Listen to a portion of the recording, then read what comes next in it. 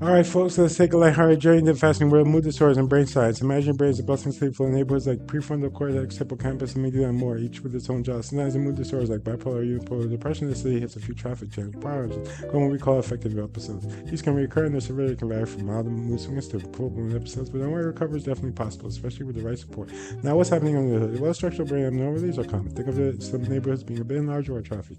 For instance, the amygdala might shrink or the basal ganglia might enlarge, affecting emotions and motivations. White matter tracks like the highways connecting different brain regions can show altered integrity, impacting how information travels across brain cells.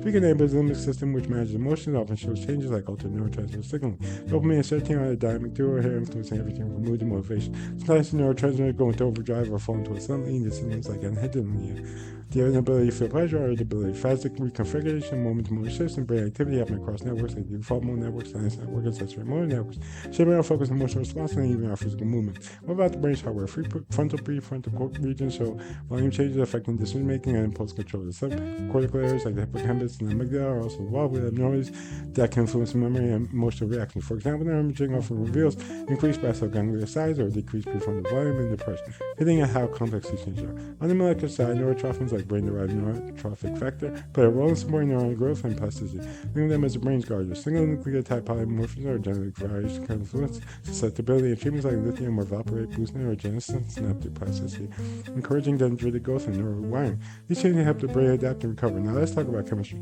Serotonin, dopamine, GABA, and glutamate are the key neurotransmitter messengers that keep the brain functioning smoothly. Their levels can be disrupted, leading to symptoms like irritability or excessive sleep. Yet having no time brain energy also influences the reward process, kind of like the brain's alarm system for disappointment and pleasure. Immune system players are also in the mix. Cytokines and inflammatory pathways can cross the blood-brain barrier, causing neuroinflammation. Increased oxidative stress and microglia activation. Think of it microglia as the brain's can lead to reactive oxygen species that damage neurons, contributing to mood disturbance.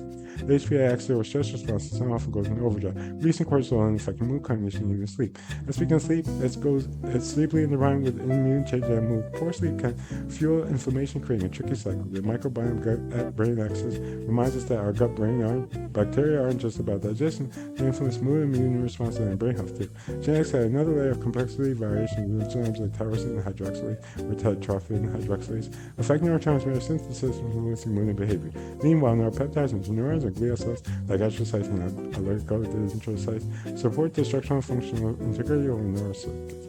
All these immense brain structure, chemistry, and immune activity genetics dance together in a complex system that doesn't how we feel and think. Understanding these structures helps develop better treatments, medications like ketamine, targeting NMDA receptors, to intervention boosting neuroplasticity. So next time you think about mood disorders, remember your brain is dynamic, ever adapting, chocolate full of potential for change and recovery.